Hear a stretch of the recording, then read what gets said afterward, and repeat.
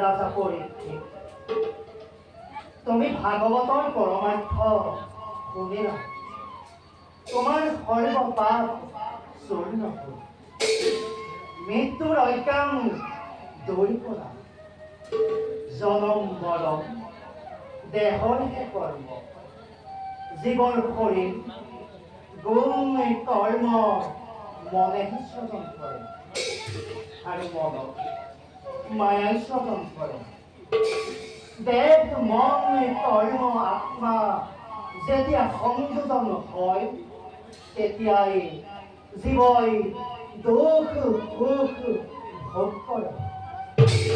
আত্মার কিন্তু জনম মরণ নাই। জীবন পরমার্থ তত্ত্ব তুমি পারা, তাকে মানি চিত্ত স্থির করা।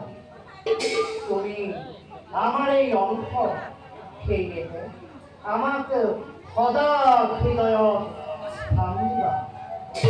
তোমার আত্মা আজির পৰা আমাতে বিলীন হৈছে। এই সৃষ্টিরাতে সর্বত্র আমি বিরাজমান।